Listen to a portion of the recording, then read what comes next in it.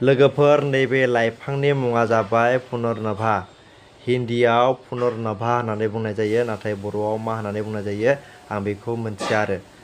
नोंथांमोननि गेजेराव सोरबाफोर मिथियोब्ला अन्नानै खिन्थाहर कमेन्टआव लिरनानै। दा बे लाइफाङा जाहैबाय जन्दिस बेरामखौ सोखाग्रा।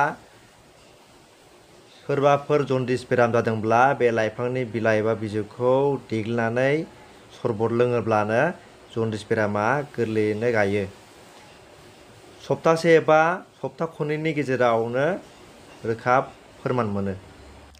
नाथाय सोरनिबा देहायाव एलार्जि दङब्ला नोंथांमोना बे मुलिखौ दाबाहाय। आरो सोरबाफोर जुदि गोरबोआव गथ' गोनां आइजोब्ला नोंथांमोना बे मुलिखौ बाहायनो नाङा, नङाब्ला साइड इफेक्ट दङ।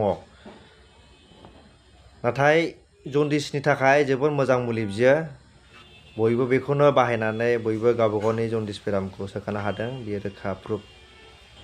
बेजों लोगोसे आरोबाव मोनसे खोथा फोरमायनो सानदों, जुदि बेरामा जायोब्ला जानाय खाजाखौबो बासिनांगौ। दा बेनिखायनो नोंथांमोना बांद्राय थावजों एवनायफोरखौ जानो नाङा।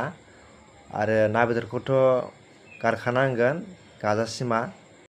आरो आलु दालि थादुन ओंख्रिखौथ' मोनजाखाथारा। दखानाव फाननाय मिस्थि सिंग्रा गजा सन्देस आरो बेजों लोगोसे सानासुर बायदि पेकेटनि मेथाइफोरखौथ' जाखाथारनाङा। मानोना बेफोर फास्ट फुड आदारानो बेराम सोमजिहोग्रा गुदि जाहोन।